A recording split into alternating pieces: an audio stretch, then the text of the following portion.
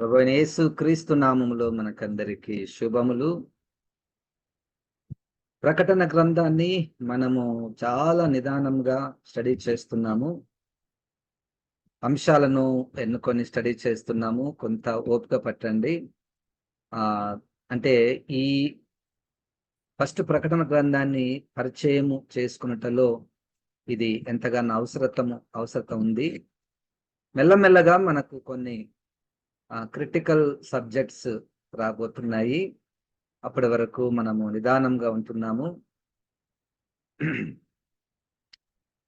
మన పద్ధతి, మనకు మైండ్లో ఒక ప్రశ్న ఉండి దాని కొరకు వెతికేది కాదు. మన మైండ్లో కొంతమందికి ఆల్రెడీ ఒక ప్రశ్న ఉంటుంది, దాని కొరకు వెతికేది కాదు. మనము అక్కడ ఉన్నదాన్ని చదువుతుంటే వచ్చినటువంటి క్వశ్చన్కి, వచ్చినటువంటి ప్రశ్నకు మరలా మనం ధ్యానం చేయటం. సో అది మొదటిది. రెండవది, ప్రకటన గ్రంథంలో ఉన్నటువంటి అనేక పదాలు, విషయాలు సాహిత్య ఎలిమెంట్స్ తోటి ఉన్నాయి. అంటే అలంకారముగా, సామెతలుగా, ఉపమానాలుగా, ప్రవచనాలుగా మనకు కనబడతాయి. అట్టి వాటిని మనము వివరించుటకు సమయము పడుతుంది కనుక కొంచెం ఓపికతో మనం ముందు కొనసాగుదాము.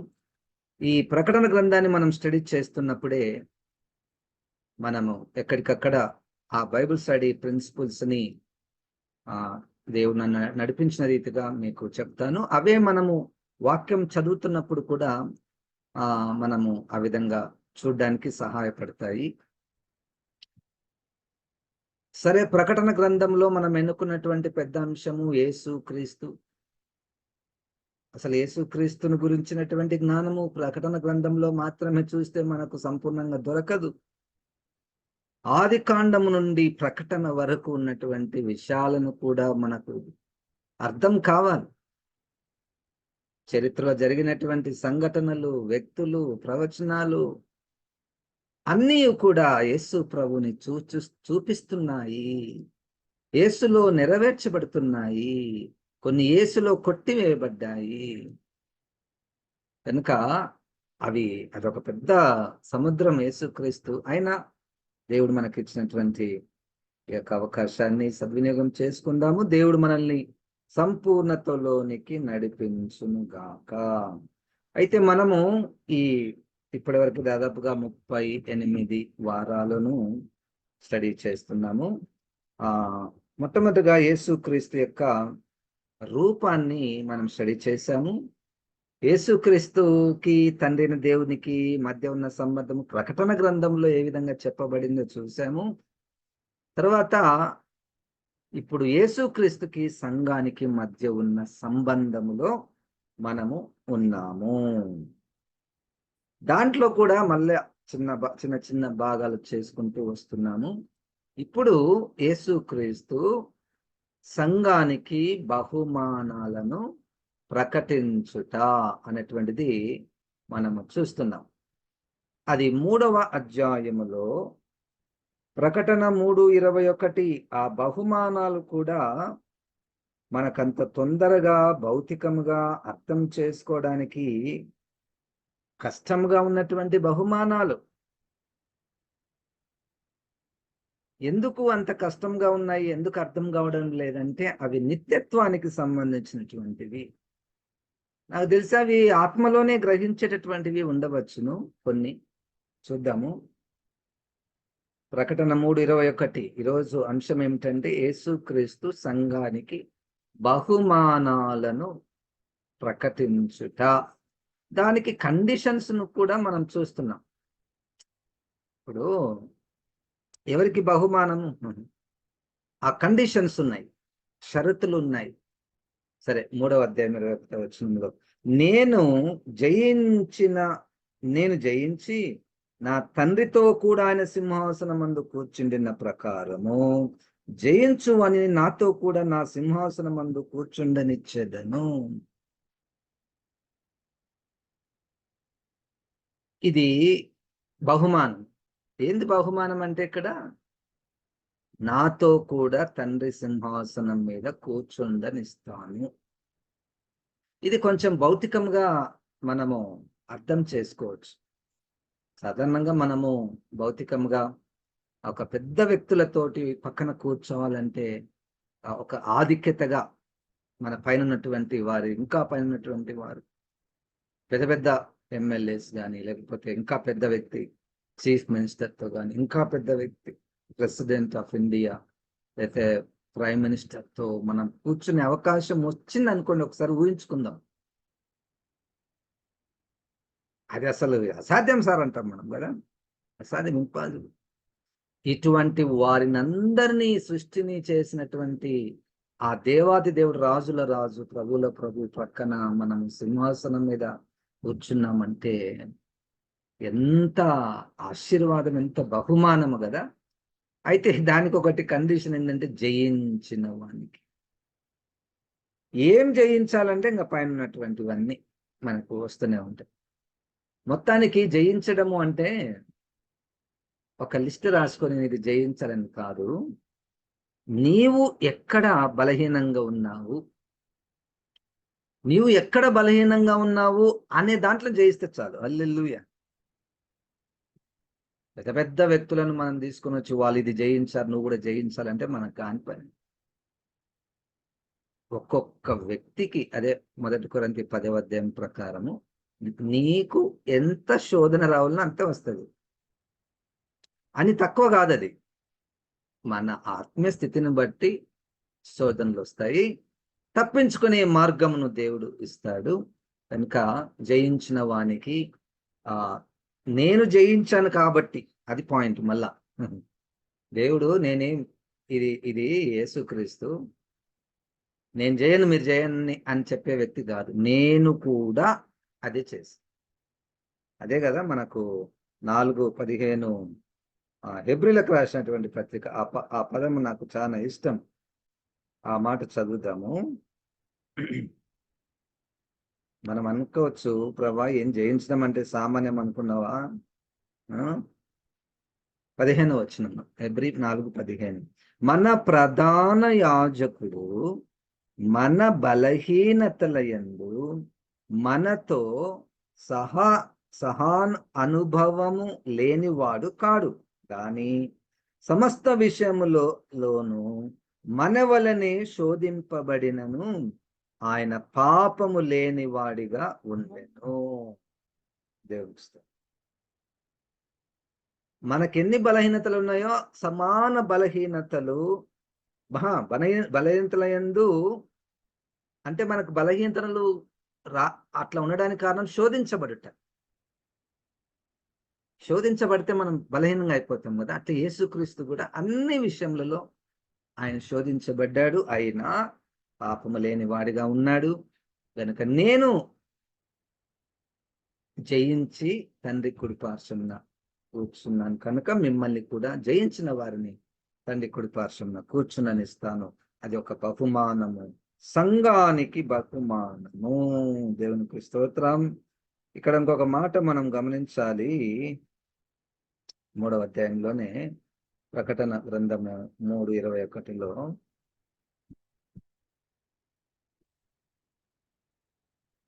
జయించిన ఆయన సింహాసనం ముందు కూర్చుందా, నేను జయించి నా తండ్రితో కూడా ఆయన సింహాసనం కూర్చున్న ప్రకారము జయించు వాణిని అంటే ఇండివిజువల్. ఇది సంఘానికి రాస్తున్నప్పటికీ ఇది ఎప్పుడు మనం మర్చిపోతుంటాం. మేము కొంచెం జాగ్రత్తగా ఉండాలి. సంఘం అంటే not outside of us, మనకు వేరుగా ఉన్నటువంటిది కాదు. నేనే ఒక సంఘం.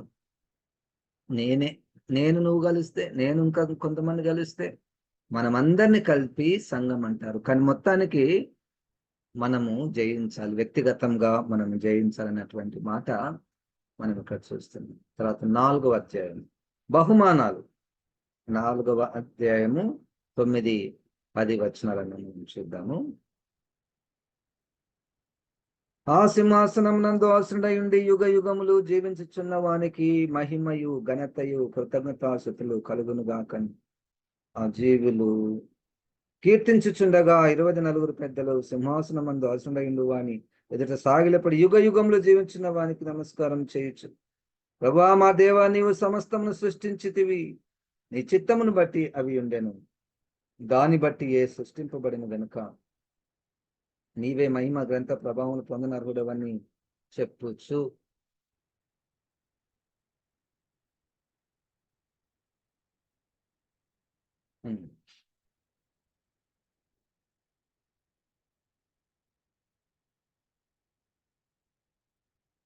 నిమిషం అండి.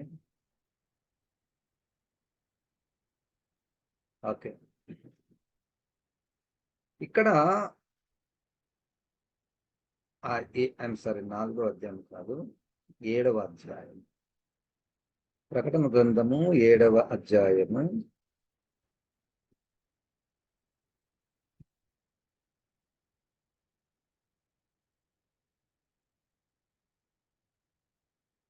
13వ వచనం. పెద్దలలో ఒకడు తెల్లని వస్త్రములు ధరించుకొని వీరెవరు ఎక్కడి నుండి వచ్చిరని నన్ను అడిగాను. అందుకు నేను, అయ్యా నీకే తెలియనగా అతడు ఇలాగు నాతో చెప్పాను, వీరు మహాశ్రమల నుండి వచ్చిన వారు గొర్రెపిల్ల రక్తంలో తమ వస్త్రములను ఉదుపుకొని వాటిని తెలుపు చేసుకొనిరి. అందువలన వారు దేవుని సింహాసనము ఎదుట ఉండి రాత్రింబగళ్ళు ఆయన ఆలయములో ఆయనను సేవించుచున్నారు. ఒకరికి సేవ చేయడమే ఒక బహుమానం. అది మన సజీవుడైనటువంటి దేవునికి సేవ చేయుటయే ఒక బహుమానము. ప్రకటన గ్రంథంలో మనము ఆ ముందు అధ్యాయాలను మనం గమనిస్తూ ఉంటే, వేయేండ్లు ఆయనతో కలిసి పరిపాలన చేసెదరు. అది ఒక బహుమానం, అది ఒక ఆశీర్వాదం. మరుగైన మన్నాను భుజింపనిత్తును, అక్కడ జీవజల ఊటలు. సో ఇవన్నీ మనకు ప్రకటన గ్రంథంలో అనేక బహుమానాలు, నిత్యత్వంలో ఉన్నటువంటి ఆ బహుమానాలను పరిశుద్ధాత్మ దేవుడు ముందుగానే వ్రాయించి ఉంచాడు. మొత్తానికి మనము చేయించినటువంటి వారికి అన్నటువంటి మాట మనం గుర్తుపెట్టుకుందాం. ఇంకొక చిన్న అంశాన్ని మనం తీసుకుందాం. యేసుక్రీస్తుకి సంఘానికి మధ్య ఉన్న అంశం ఏమిటంటే, యేసుక్రీస్తు సంఘాలను ప్రోత్సహించేవారు. సో ఇవన్నీ సిమిలర్ గా ఉన్నట్టు కనపడతాయి మనం, కానీ ఇవన్నీ వేరువేరుగా ఉన్నాయి.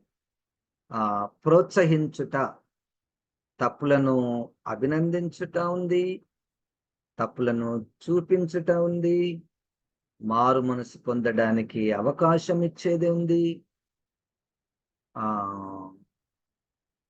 బహుమానాలు ఉన్నాయి జయించినటువంటి వారికి, జాగ్రత్తలు, జరగబోయే విషయాల్లో జాగ్రత్తగా ఉండి సంగమా అని చెప్పినటువంటిది ఉంది. దాని తర్వాత ఇప్పుడు సంఘాలను ఆయన ప్రోత్సహించేవాడు.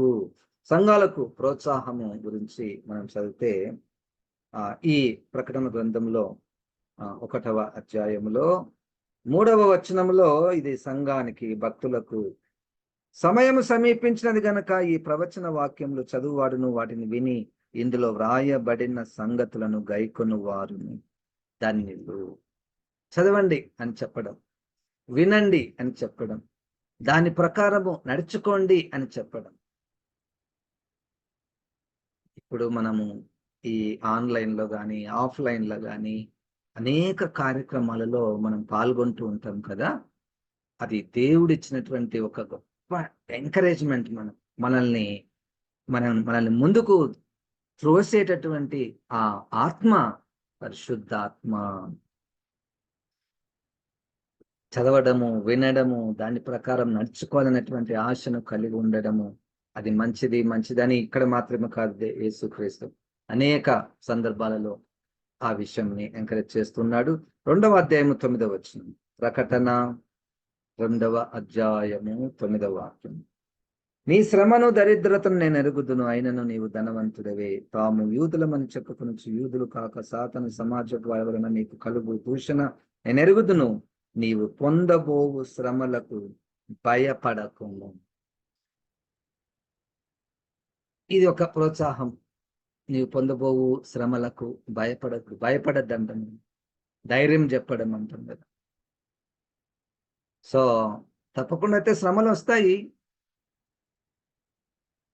తప్పకుండా. ఎందుకంటే ఈ శ్రమలు సంఘానికి ఉంటాయి, ఉంటాయా ఉండవా అనేది పెద్ద ప్రశ్న. ఇప్పుడు మనం దానిలో 3 ప్రశ్నలను ఫస్ట్ అయితే ప్రశ్నలను మనము క్లియర్ చేసుకుందాము.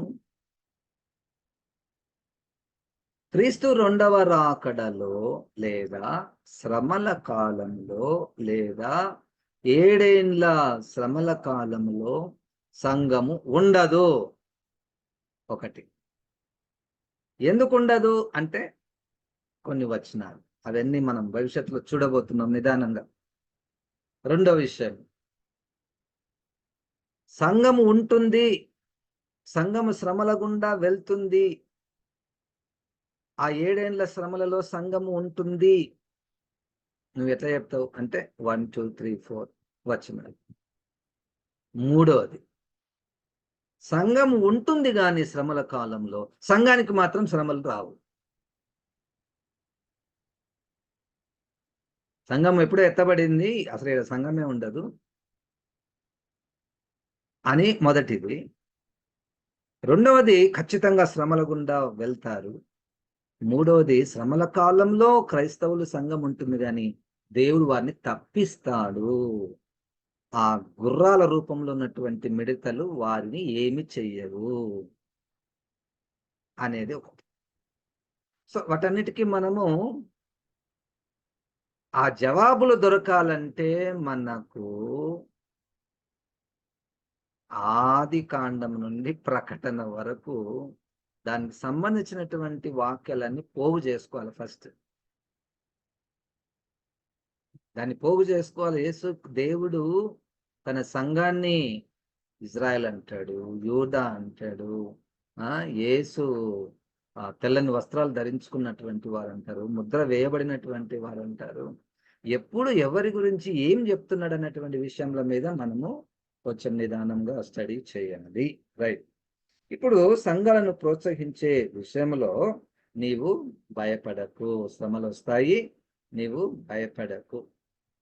11వ వచనంలో 2:11 ప్రకటన, సంఘములతో చెప్పుచున్న మాట, ఆత్మ చెప్పుచున్న మాట చెవుల వాడి కాక, జయించువాడు రెండవ మరణం వలన ఏ హానియు చెందడు. ఇక్కడ ప్రోత్సాహం ఏంటంటే ఆత్మ ఆత్మ చెప్పుచున్న మాటలు చెవి గలవాడు వినును గాక. చెవి గలవాడు, ఆత్మ చెప్పుచున్నటువంటి మాటలు చెవి గలవాడు వినుగాక అంటే మనకు ఎప్పుడు ఒక ప్రశ్న, మరి నాకు కూడా చెవులు ఉన్నాయి కదా, వినపడతాయి కదా, మరి ఆత్మదేవుడు మాట్లాడే స్వరము అది ఎట్లుంటది అంటే 6వ అధ్యాయంలో యెషయా గ్రంథంలో వీళ్ళకి చెవులు ఉండి వీళ్ళకి వినపడవు అన్నటువంటి మాట. గ్రహించరు. చెవులు వినపడతాయి కానీ గ్రహించరు. ఎందుకు గ్రహించరు అంటే దానికి ఒక పెద్ద వాళ్ళ లైఫ్ గురించి అక్కడ వివరించబడింది. దేవునికి దూరంగా ఉన్నటువంటి, అంటే వ్యక్తిగతంగా దేవునికి దూరంగా ఉన్నటువంటి జీవితాలలో ఉంటే వాక్యం ఎంత విన్నా మనకు ఆత్మ చెప్పుచున్న మాటలు వినపడవు. పాస్టర్ చెప్పిన మాటలు అయితే వినపడతాయి, ఎవరైనా సేవకుడు బోధకుడు చెప్పే మాటలు వినపడతాయి కానీ ఆత్మ చెప్పుచున్న మాటలు వినపడవు. అది దేవునికే తెలియను. సరే, ఇంకొకటి, ఈ ఈ యొక్క మాటలలో ప్రోత్సాహం ఏంటంటే ఆయన ఆత్మ చెప్పుచు 2:17లో కూడా అదే మాట, ఈ 7 సంఘాల్లో కూడా మనం అదే మాట మనం చూస్తున్నాం. సంఘములతో ఆత్మ చెప్పుచున్న ఈ మాట చెవి గలవాడు వినుగాక, వినుగాక, వినుగాక, వినుగా. ప్రోత్సాహం.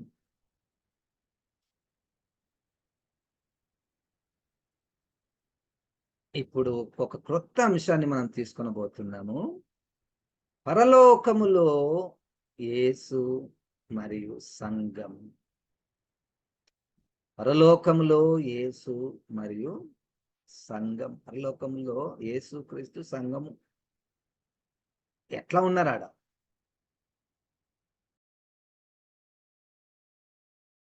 రైట్. ఇప్పుడు యేసు క్రీస్తుకి పరలోకంలో ఉన్న సంఘానికి మధ్య ఉన్న సంబంధము. యాక్చువల్గా దీనికంటే ముందు మనము ఒకటి స్టడీ చేయాలి, కానీ అది చాలా పెద్ద అంశం కాబట్టి దాన్ని కొంచెం ముందు దినంలో మనం స్టడీ చేయబోతున్నాం. అదేంటంటే యేసుక్రీస్తు రాకడకు సంఘానికి మధ్య ఉన్న సంబంధం. అంటే ఎప్పుడు వస్తాడు, ఎలా వస్తాడు, వచ్చినప్పుడు సంఘము ఏ స్థితిలో ఉంటుంది, సంఘము ఎట్లా సిద్ధపడి ఉంటుంది, సంఘము అంటే అసలు ఏంటి అక్కడ కనపడుతుంది మనకు. ఎవరు సంఘం అంటే ఎత్తబడేవారు. యేసుక్రీస్తు సంఘం కొరకు వస్తున్నాడు కదా, మరి ఆయన వచ్చినప్పుడు ఈ సంఘము ఈ ఈ ఇక్కడ జరిగినటువంటి సంఘటనలన్నీ కూడా మనము ముందు దినములలో స్టడీ చేయబోతున్నాం. ఇప్పటికైతే మనము పరలోకంలో ఒక సంఘం మనకు కనబడుతున్నది. ఆ విషయాలను మనం పరిశీలిద్దాం. 6వ అధ్యాయం, ప్రకటన గ్రంథము 6వ అధ్యాయము 9వ వచనంలో, ఆయన 5వ ముద్రను విప్పినప్పుడు దేవుని వాక్యము నిమిత్తమును తాము ఇచ్చిన వాక్యము నిమిత్తమును సాక్ష్యం నిమిత్తమును వధింపబడిన వారి ఆత్మలను బలిపీఠము క్రింద చూచితిని. ఇక్కడ ఒక దేవుని ప్రజలుగా భూమి మీద ఉన్నటువంటి వాళ్ళు, ఇక్కడ అంటే భూమి మీద ఉండి ఇప్పుడు లేరు. ఇప్పుడు భూమి మీద ఉన్నటువంటి వారికి వాళ్ళెవరు? వారిని మనం సంఘం అంటున్నాం. వాళ్ళు సంఘము అని గుర్తించడానికి కొన్ని మాటలు ఇక్కడ ఏమైంది చూడండి. దేవుని వాక్యము నిమిత్తమును తామిచ్చిన సాక్ష్యము నిమిత్తమును వధింపబడిన వారు. ఒక సెక్షన్ ఆఫ్ చర్చ్. ఇప్పుడు భూమి మీద చాలా మంది క్రీస్తును సొంత రక్షకునిగా అంగీకరించి వారి రక్షణ అంత వరకు కాపాడుకున్నటువంటి వారు అందరూ కూడా హతసాక్షులం కాలేదు. అందరూ హతసాక్షులు కాదు. కానీ హతసాక్షుల గురించి ఒకటి ప్రత్యక్షత. పరలోకంలో ఉన్నారు.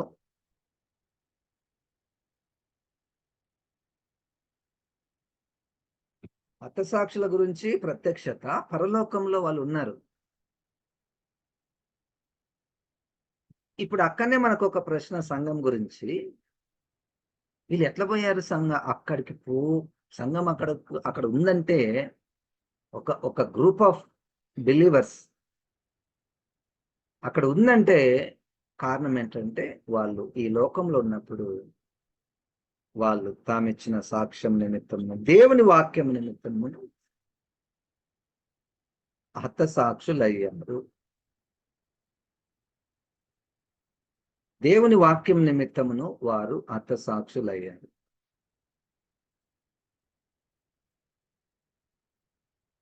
ఇప్పుడు చూద్దాం 6:10, ప్రకటన 6:10.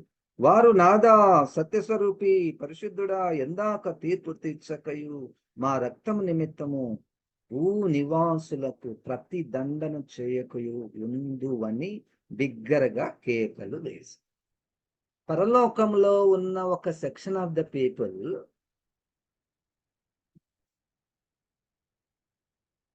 వాళ్ళు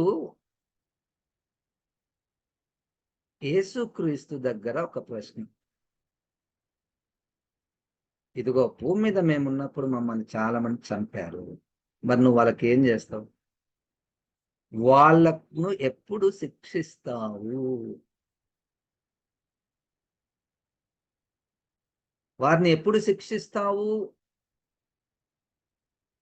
ఇప్పుడు దాంట్లో ఇంకొక ప్రశ్న. యాక్చువల్గా ఇప్పుడు వాళ్ళు బలిపీఠం కింద ఉన్నారా? నెంబర్ 1. ఉన్నారు. ఒక సెక్షన్ ఆఫ్ ద పీపుల్ మరి ఎప్పటి నుండి ఎంతమంది దేవుని వాక్యం నిమిత్తం హతసాక్షులుగా కాబడ్డారో, వధింపబడ్డారో, ఎంతమంది ఉన్నారో తెలియదు, కానీ ఇప్పుడైతే వాళ్ళు అక్కడే ఉన్నారు, పరలోకంలో ఉన్నారు. నీకైతే తెలుసు పాస్టర్ గారు అంటే నెక్స్ట్ వచనం 11వ వచనం.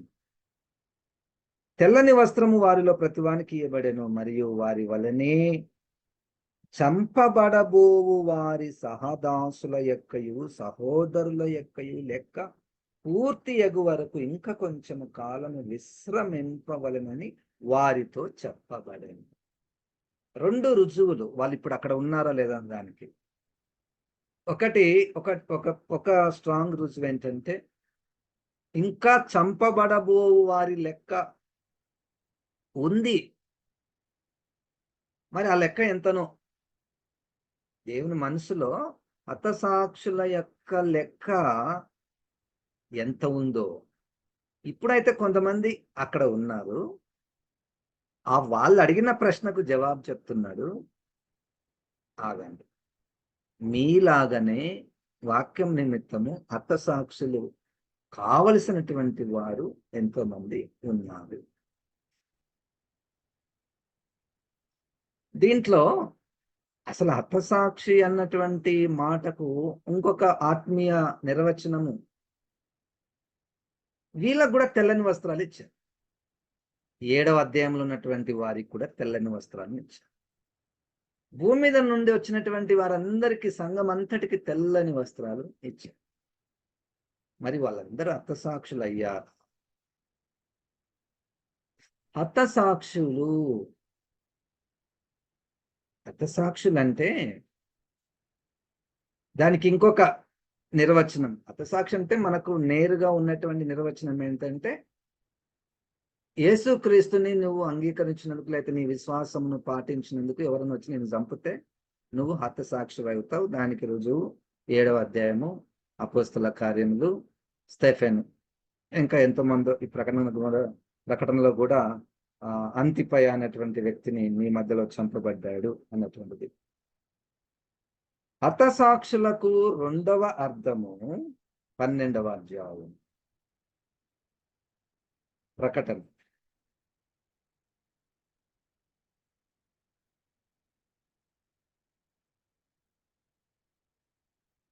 వచనం. హతసాక్షులకు ఇంకొక అర్థము ఇదే అని నేను అనుకుంటున్నాను. వారు గొర్రెపిల్ల రక్తమును బట్టి తామిచ్చిన సాక్ష్యమును బట్టి వాణిని జయించున్నారు, గాని మరణము వరకు తమ ప్రాణములను ప్రేమించిన వారు కాదు. మరణం వరకు తమ ప్రాణములను ప్రేమించిన వారు కారు అంటే they are ready to be martyred. దానికి సిద్ధపడిపోయారు. ఇంకా అంటే మన అంశం ఏమిటంటే, యేసుక్రీస్తు పరలోకంలో సంఘము. ఇప్పుడు పరలోకంలో సంఘం ఉందా?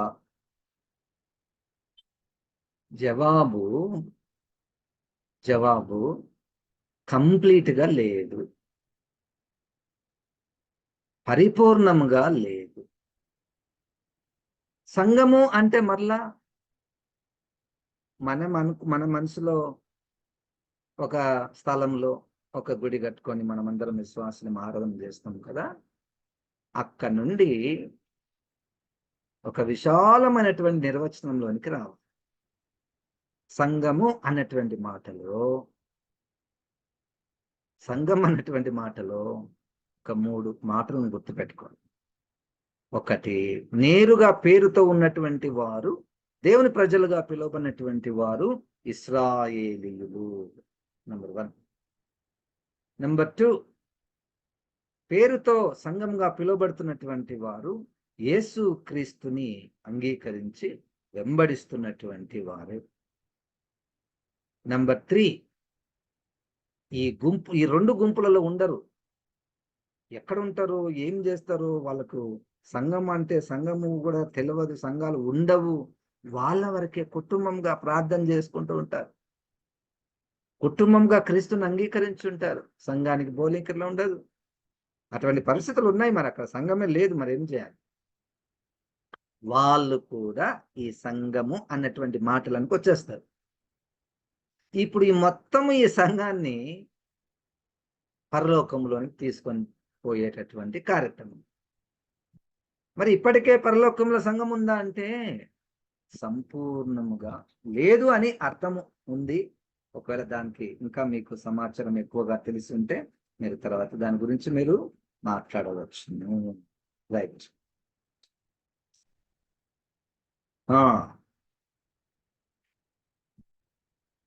ఇక్కడ సంఘము శ్రమలలో ఉండదు అన్నదానికి ఒక వచనం మనకి ఇక్కడ కనపడుతుంది. అక్కడనే వారు గొర్రెపిల్ల రక్తం బట్టి తాము ఇచ్చిన సాక్ష్యం బట్టి వారిని జయించున్నారు కానీ మరణం వరకు అంశాలు. ఇది 6వ అధ్యాయం 11. తెల్లని వస్త్రములు వారిలో ప్రతివానికి ఇవ్వబడెను మరియు వారి వలనే సంపబడబో వారి సహదాసుల యొక్కయు సహోదరుల యొక్కయు లెక్క పూర్తి యగు వరకు ఇంకా కొంచెం కాలము విశ్రమింపవలనని వారితో చెప్పబడెను. అంటే వీళ్ళేమంటున్నారంటే నువ్వు తీర్పు ఎప్పుడు చేస్తావు అంటే హతసాక్షుల సంఖ్య ముగించబడాలి. అంటే క్రీస్తు కొరకు శ్రమలు పడే వారి లెక్క ముగించబడాలి. ఎప్పుడైతే ముగించబడుతుందో అప్పుడు తీర్పు స్టార్ట్ అవుతుంది. ఏ తీర్పు? తీర్పులో కూడా 2 ఉన్నాయి. భూ ప్రజల మీద 7 బూరలు 7 ముద్రలు 7 పాత్రలు కుమ్మరించబడినప్పుడు భూలోక ప్రజల మీద దేవుని యొక్క తీర్పు మొదటిది. రెండవది రెండవ పునరుద్ధానం. అంటే భూ ప్రజల్లో చనిపోయినటువంటి వారందరూ లేస్తారు. అది 21వ అధ్యాయం ధవల సింహాసనం ఎదుట. అదొక తీర్పు. అంటే మొత్తానికి పాయింట్ ఏంటంటే సంఘము ఎప్పటి వరకు ఉంటది, దాని తర్వాత నువ్వు అసలు తీర్పు ఎప్పుడు తీరుస్తావంటే తీర్పు సంఘము దేవుడు ఒక లెక్క పెట్టాడు కదా, ఆ లెక్క అయిపోయిన తర్వాత తీర్పు స్టార్ట్ అవుతుంది. అంటే దాని అర్థం మనము ఆ తీర్పులో ఉండనట్టే కదా అన్నటువంటి భావం వస్తుంది. సహోదరుల యొక్కయు లెక్క పూర్తి అయ్యే వరకు ఇంకా కొంచెము కాలము విశ్రమింపవలనని వారితో చెప్పబడను. మన అంశం ఏమిటంటే యేసుక్రీస్తు మరియు పరలోకంలో సంఘము. తర్వాత ఇదే 7వ అధ్యాయము 3వ వచనం.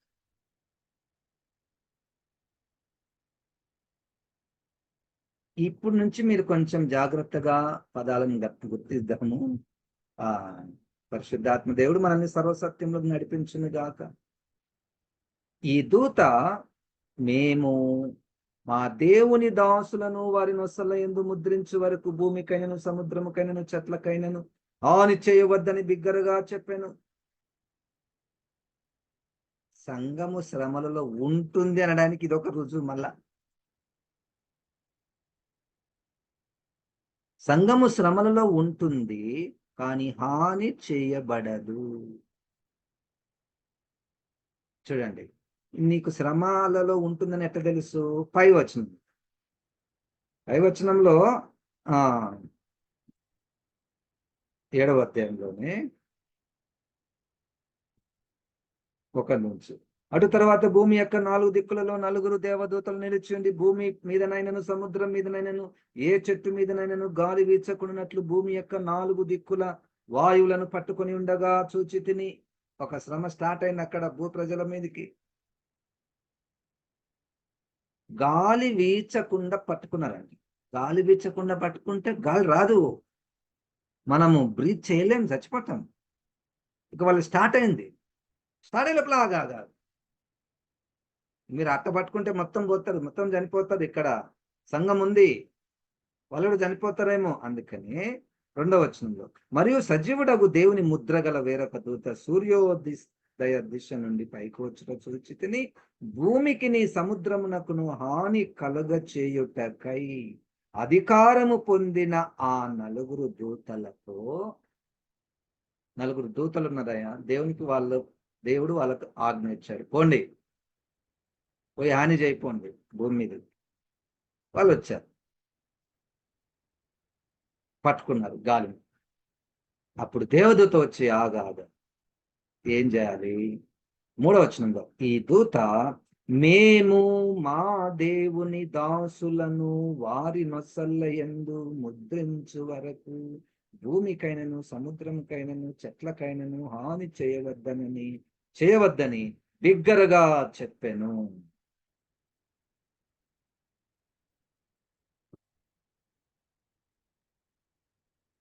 ఇప్పుడు ఇప్పుడు ఆల్రెడీ ముద్రలు స్టార్ట్ అయినాయి కదా. 6వ అధ్యాయంలోనే ముద్రలు స్టార్ట్ అయినాయి. మనం ఇప్పుడు 7వ అధ్యాయంలో ఉన్నాము. ముద్రలు అంటేనే మనకు భూమి మీద ఉన్నటువంటి వారికి తీర్పు. మరి ఆ తీర్పు సమయంలో సంఘం ఉందా? ఉంది. నీకెట తెలుసు అంటే ఇక్కడ దూతనే చెప్తున్నాడు.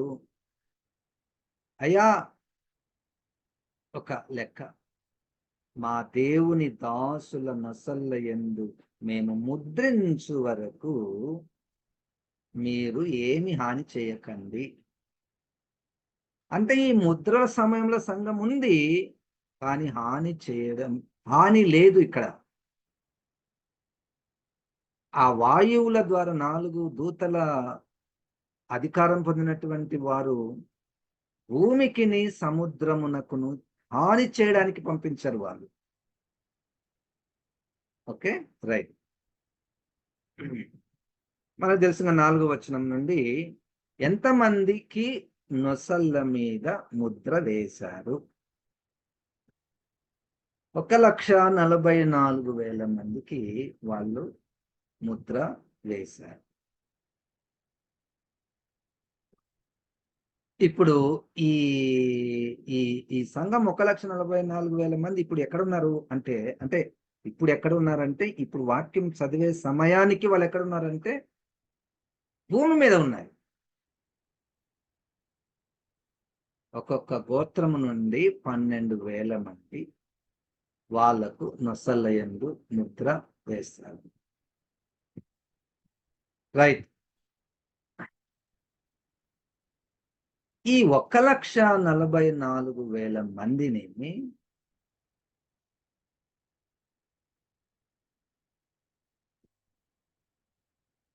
7వ అధ్యాయం 9వ వచనం చదువుతాను. అటు తర్వాత నేను చూడగా, ఇదిగో, ప్రతి జనములో నుండి, ప్రతి వంశంలో నుండి, ప్రజలలో నుండి, ఆయా భాషలు మాటలు వారిలో నుండి వచ్చి ఎవడును లెక్కింపజాలని యొక్క గొప్ప సమూహము కనబడెను. వారు తెల్లని వస్త్రములు ధరించుకున్న వారై ఖర్జూరపు మట్టలు చేత పట్టుకొని సింహాసనం ఎదుటను గొర్రెపిల్ల ఎదుటను నిలవబడి. ఇప్పుడు యోహాను గారు ఆత్మవశుడై పద్మాసు ద్వీపములో దర్శనాన్ని చూస్తున్నాడు.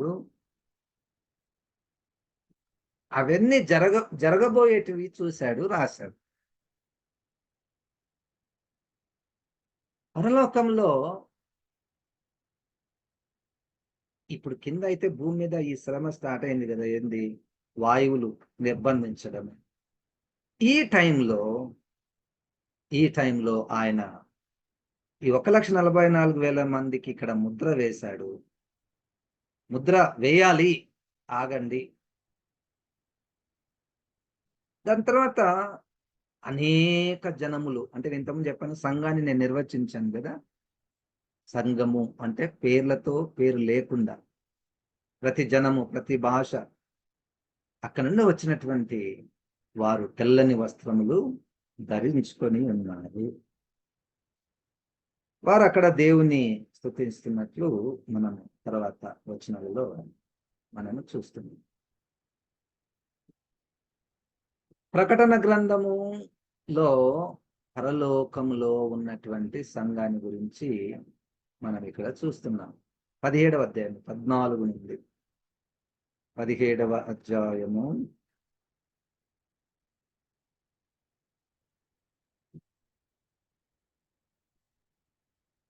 14 వచ్చి,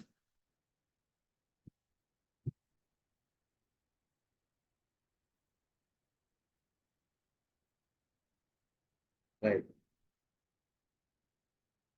15వ అధ్యాయంలో ఏమైంది పరిస్థితి ఏంటంటే, ఘట సర్పం స్టార్టింగ్ లో వాని పేరు మహావేశం. ఆ ఘట సర్పానికి కుమారుడు లాంటి వాడు, కొడుకు లాంటి వాడు క్రూర మృగం. వీళ్ళిద్దరికి ఆత్మ లాంటి వాడు అబద్ధ ప్రవక్త. వాళ్ళ స్టోరీ అంతా ఇక్కడ మనకు చూస్తాం. అయితే చూద్దాము.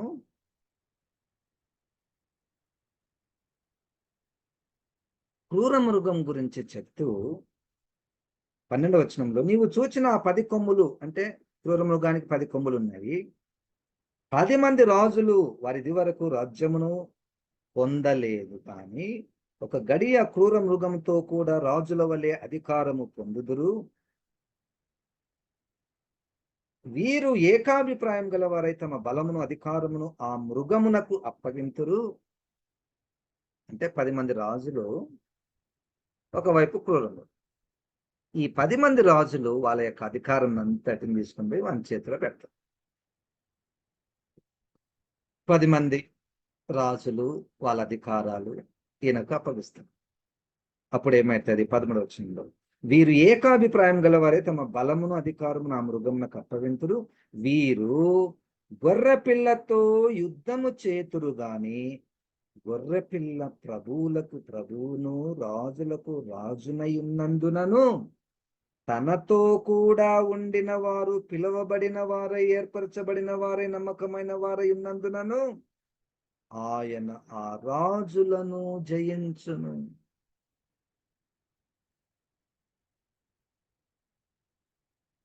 ఎట్లా అర్థం చేసుకోవాలి? ఇది ఎక్కడ జరుగుతుంది ఇన్సిడెంట్? భూమి మీదనా? భూమి మీద క్రూరమృగం అయితే పరలోకం పోయే అవకాశం లేదు. భూమి మీదనే 10 మంది రాజులు ఏర్పడతారు. వాళ్ళందరూ కలిసి ఒక్కటవుతారు. ఒక్కటైన తర్వాత ఇప్పుడు వీడిని జయించి వీనితో యుద్ధం చేయాలి. ఎవరు చేయాలి అంటే గొర్రెపిల్ల చేయాలి. గొర్రెపిల్ల చేయాలంటే మళ్ళీ యేసుక్రీస్తు వస్తాడా? ఆల్రెడీ వచ్చిపోయిన ఇప్పుడు గొర్రెపిల్ల మాత్రమే కదా, గొర్రెపిల్ల పాటు ఇక్కడ సంఘం ఉంది. ఇక్కడ ఈ క్రూర మృగముతో మరియు 10 మంది రాజులతో యేసుక్రీస్తు సంఘము యుద్ధం చేస్తారు. ఎక్కడ యుద్ధం చేస్తారు? భూమి మీద. నీకెడ తెలుసు భూమి మీదనే అంటే? క్రూర మృగము పరలోకం ఉండడానికి వీల్లేదు, కాబట్టి అది భూమి మీదనే జరుగుతుంది. ఇక్కడ నాకు ఒక విషయం ఇప్పటికైతే అర్థమవుతుంది. తర్వాత ఏదైనా తెలియకపోతే నేను నేర్చుకుంటా. ఈ భౌతికమైనటువంటి విషయాలను, ఆత్మ సంబంధమైనటువంటి విషయాలను డివైడ్ చేయడానికి రాని పరిస్థితి అయితే నాకు కనపడుతుంది. నంబర్ 1. నంబర్ 2, భౌతికమైనటువంటి కాలానికి పరసంబంధమైనటువంటి కాలాన్ని ఖచ్చితంగా ఇది భౌతికమైనది, ఇది ఆత్మీయమైనటువంటి దాన్ని గుర్తుపట్టడానికి కష్టం అవుతుంది. కాలముల వ్యక్తులు భౌతికంగానా ఆత్మీయంగానా? కాలములు భౌతికంగానా ఆత్మీయంగానా? తర్వాత అంకెలు, ఇంతకుముందు మనం నంబర్స్ అనుకున్నాం కదా, 1,44,000 మంది అని. ఆ బలిపీఠం కింద ఉన్నటువంటి హతసాక్షులుగా చేయబడినటువంటి వారు కొంతమంది ఉన్నారు. ఇంకొక కొంతమంది లెక్క ఉంది. అంకెలు 1000 సంవత్సరములు అంకెలు, 10 కొమ్ములు, 7 తలలు. ఈ అంకెలను మనము 666 ఇవి భౌతికమైనటువంటి మనకు తెలిసినటువంటి అంకెలా, లేదా ఆత్మ సంబంధమైనటువంటి అంకెలా? ఏది భౌతికము, ఏది ఆత్మ సంబంధమైనటువంటి దాన్ని మనము డివైడ్ చేసే స్థాయికి వస్తే అది రానంత వరకు, మనకు తెలియనంత వరకు ఖచ్చితంగా మనము తప్పుగా అర్థం చేసుకునే ప్రమాదం ఉన్నది. అందుకని నాకు భయం అవుతుంది. చాలా మంది సంఘం ఎప్పుడు వస్తుంది అనుకుంటున్నారు పాస్టర్ గారు, సంఘం ఎప్పుడు ఎత్తబడుతుంది అనుకుంటున్నారు మీరు అంటే నాకు భయం అవుతుంది. నాకు తెలియదండి. ఆ శ్రమలు ముందొస్తాయా తర్వాత నాకు అది కూడా తెలియదు. ఆ పాస్టర్ గారు అట్లా చెప్పిండ్రు కదా అంటే మరి ఆ పాస్టర్ని అడిగితే తెలుసుకోవడం తప్పేం లేదు. అంటే నాకున్న ఆ డిఫికల్టీస్ నేను మీకు ముందు పెడుతున్నాను. సరే, ఆ ఆ మాట చదువుతాం 14 వచనంలో. వీరు గొర్రెపిల్లతో యుద్ధము చేతురు గాని గొర్రెపిల్ల ప్రభువులకు ప్రభువును రాజులకు రాజునైనందునను తనతో కూడా ఉండిన వారు పిలువబడిన వారై ఏర్పరచబడిన వారై నమ్మకమైన వారైనందునను ఆయన ఆ రాజులను జయించును. అంటే వీళ్ళందరూ కలిసి భూమి మీద జయించడము అంటే మళ్ళా ఒకవైపు మరి వెయ్యేండ్ల పరిపాలనలో కూడా అప్పుడు కూడా ఉంటాం కదా. వెయ్యేండ్ల పరిపాలన ఉన్నప్పుడు ఇప్పుడు క్రూరమృగం కూడా ఉంటాడు, అపవాదే బంధించబడతాడు. మరి ఇది అప్పుడు జరిగేదా?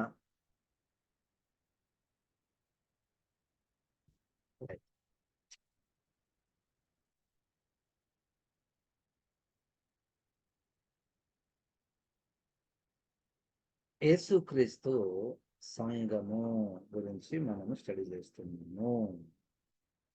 చూడండి 15 వచనంలో, మరియు ఆ దూత నాతో ఇలాగ చెప్పాను. 17 ప్రకటన 15. మరియు ఆ దూత నాతో ఇలాగ చెప్పాను, ఆ వేష కూర్చున్న చోట నీవు చూచిన జలములు ప్రజలను జనసమూహములను జనములను ఆయా భాషలు మాట్లాడు వారిని సూచించు. నీవు ఆ 10 కొమ్ములు గల మృగమును చూచితివే, వారు ఆ వేశ్యను ద్వేషించి దానిని దిక్కులేని దానిగా దిగంబరినిగా చేసి దాని మాంసము భక్షించి అగ్ని చేత దాన్ని బొత్తిగా. ఇది అపవాది గురించి మనం తర్వాత దాన్ని స్టడీ చేద్దాము. ఇప్పుడు ఆ 7వ అధ్యాయం 15వ వచనం. 7వ అధ్యాయంలో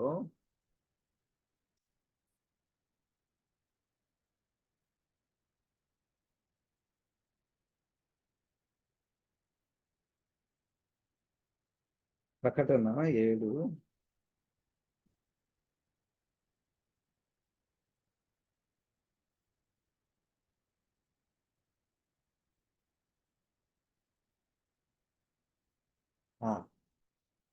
అదే మనకు 13లో, ప్రకటన 7:13లో పెద్దలలో ఒకడు తెల్లని వస్త్రం ధరించుకొని ఉన్న వీరెవరు ఎక్కడి నుండి వచ్చిరని నన్ను అడిగాను. అంటే తెల్లని వస్త్రాలు ధరించుకున్నటువంటి వారు ఉన్నారు పరలోకంలో. వీళ్ళు ఎక్కడి నుండి వచ్చారు అంటే మనకు తెలుసు భూమి నుండే వచ్చారు. అంటే ఇప్పుడు 7వ అధ్యాయం మాట్లాడుతున్న సమయానికైతే సంఘము పరలోకంలో ఉంది. చూడండి, ఈ ఉంది లేదన్నటువంటి విషయము ప్రకటన గ్రంథాన్ని మనం అర్థం చేసుకునే విషయాన్ని బట్టి ఉంటది. ఇదే జరగబోయే విషయాలను గురించి రాస్తున్నాడు అనుకుందాం మనము. జరగబోయేటటువంటి విషయం గురించి రాస్తే ఇప్పటి వరకు అయితే పరలోకంలో సంఘం లేనట్టు. వాటికి ఒక్కొక్క దానికి ఒక్కొక్కటి లింకులు. ఎందుకు ఎందుకు సంఘం అంటున్నారు మీరు అంటే, ఇంకా ఆ ఘట సర్పము బయటపడలే, క్రూర మృగం. దాన్ని బట్టి మనకు అర్థమవుతుంది సంఘం ఇక్కడ ఉందా అక్కడ ఉందా అనేటువంటిది. సరే, 14. అందుకు నేను, అయ్యా నీకే తెలియననగా అతడు ఇలాగు నాతో చెప్పాను, వీరు మహాశ్రమల నుండి వచ్చిన వారు గొర్రెపిల్ల రక్తంలో తమ వస్త్రములను ఉదుకుకొని వాటిని తెలుపు చేసుకునేది. మహాశ్రమలు. ఇప్పుడు మనకున్న ఇంకొక సమస్య ఏంటంటే అసలు శ్రమలు అన్నటువంటి మాటకు ఎట్లా నిర్వచనం ఇవ్వాలి? ఇప్పుడు మనకు కూడా శ్రమలు ఉన్నాయి కదా. మహాశ్రమలు వేరే, శ్రమలు వేరే.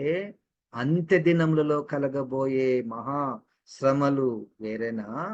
అపవాది మిమ్మల్ని చెరకు అప్పగిస్తాడన్నటువంటిది అది శ్రమల. ఇక్కడేం చెప్తున్నాడు, ఈ సంఘం ఎట్లా వచ్చిందంటే మహాశ్రమలలో నుండి వచ్చింది. శ్రమలలో నుండి వచ్చింది అంటే అర్థం ఏంటి? శ్రమలను అనుభవించి వచ్చిందా? అక్కడ భూమి మీద శ్రమలు జరుగుతున్నప్పుడు తప్పించబడి వచ్చిందా? వీలైతే మహాశ్రమల సమయంలో అయితే భూమి మీద ఉన్నట్టు మనకు ఒక హింట్ దొరుకుతుంది. మహాశ్రమలలో నుండి ఈ సంఘము వచ్చింది. గొర్రెపిల్ల రక్తంలో తమ వస్త్రములు ఉతుకుకొని వాటిని తెలుపు చేసుకునేది. చూడండి, తెల్ల వస్త్రాలు అక్కడ కాదు, ఇక్కడ కూడా. ఇక్కడ వేసుకున్న తెల్ల బట్టలు అక్కడ ఉంటాయి. మళ్ళా యేసుక్రీస్తు తెల్లని వస్త్రాలు ఇస్తాడు, అది వేరే. ఇక్కడ కూడా తెల్లని వస్త్రాలు ఉన్నాయి. ఎట్లయినా నీ వస్త్రాలు తెల్లగంటే, గొర్రెపిల్ల రక్తంలో మేము భూమి మీద ఉన్నప్పుడే, రక్తంలో కడుక్కునేది భూమి మీద ఉన్నప్పుడే కదా. కనుక భూమి మీద ఉన్నప్పుడే తెల్లని వస్త్రాలు ధరించుకున్నారు.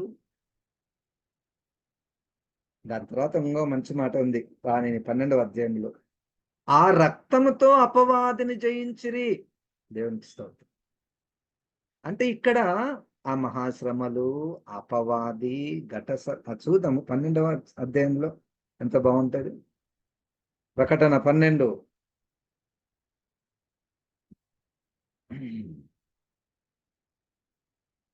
11. వారు గొర్రెపిల్ల రక్తమును బట్టి తామిచ్చిన సాక్ష్యమును బట్టి వాణిని జయించి ఉన్నారు, దాని మరణం వరకు తమ ప్రాణములను ప్రేమించిన వారు కాదు. జయించడము అంటే ఒక పోరాటం అయితే స్టార్ట్ అయింది కదా వాళ్ళకు. జయము అనేటువంటి పదం ఎప్పుడు వస్తుంది? ఇద్దరు కొట్లాడుకున్న తర్వాత వాళ్ళిద్దరు ఎవరు గెలుస్తారో వాళ్ళని జయించారు అంటారు. అట్లే ఇక్కడ క్రూరముఖము గాని, అబద్ధ ప్రవక్త గాని వచ్చి సంఘాన్ని ఇబ్బంది పెట్టినప్పుడు మహాశ్రమలలో నుండి వచ్చినటువంటి వారు చూడండి. అందుకనే మనము వాటిని క్లియర్ కట్ గా విడదీయడానికి చాలా ఇబ్బందికరమైనటువంటి వచనాలు. అందుకనే మన ప్రశ్న ఎప్పుడు ఎత్తబడుతుంది? ఎత్తబడినప్పుడు శ్రమలలో ఉంటుందా, ఉండదా? లేకపోతే శ్రమలలో ఉంటుంది కానీ కేవలం 3.5 years మాత్రమే ఉంటుంది, తర్వాత ఎత్తబడుతుంది, అదొకటి. లేదా మొత్తం 7 సంవత్సరాలు ఉంటుంది, అదొకటి. సో మొత్తానికి మనం సంఘంగా మనం ఎట్లా సిద్ధపడాలనో మనము చూసుకున్నాం. అపవాది తంత్రములు అయితే ఇప్పుడు ఉన్నాయి. దాని యొక్క తీవ్రత రాబోయే దినములలో ప్రత్యక్షంగా ఎక్కువైతుంది. ప్రత్యక్షంగా ఎక్కువైనప్పుడు ఆ క్రూరముఖము బయటపడినప్పుడు, క్రూరముఖము ఈ ప్రపంచ 10 మంది రాజులను కూడగట్టుకున్నప్పుడు, సంఘము మీద శ్రమలు ప్రారంభమైనప్పుడు, గొర్రెపిల్ల అంటే యేసుక్రీస్తు అక్కడ ఉన్నట్ట, లేదా యేసుక్రీస్తుని కలిగినటువంటి వారు వారిని జయిస్తారా? జయించడం అంటే ఆ ముద్రను వేసుకోకపోవడమేనా? వెరీ సింపుల్ కదా. అమ్మో 10 మంది రాజులు వాడు క్రూరముఖం వస్తే నేను బతుకుతానా సార్? జయం అంటే అది కాదు, కత్తులతో బాంబులతో పోట్లాడేది కాదు. నువ్వు ముద్ర వేసుకోకపోతే నువ్వు జయించినట్టే. హల్లెలూయా. వాని యుద్ధం ఏం తెలుసా? బలవంతం చేస్తాడు అంతే. మనల్ని వచ్చి చంపాడు, నిన్ను బలవంతము చేస్తాడు. అది వేసుకోకపోతే తిండి దొరకదు. ఈ టైంలో ఎంత ఈజీ తెలుసా క్రూరమృగానికి మనల్ని పడేయడానికి. చాలా రూల్స్ వస్తాయి మనకి, గవర్నమెంట్స్కి వాళ్ళు డిక్రీ చేస్తారు. మీరు ఇది వేసుకోకపోతే ఇంకా మీకు లేదు, ప్రయాణాలు చేయకూడదు అనేది వచ్చింది కదా. నువ్వు ఇది వేసుకున్నావన్న రుజువు చూపి నాకు సర్టిఫికేట్ ఏది నీది? వేసుకున్నావు కదా, సర్టిఫికేట్ చూపి ఫ్లైట్ ఎక్కు. చచ్చినట్టు చూపించారు.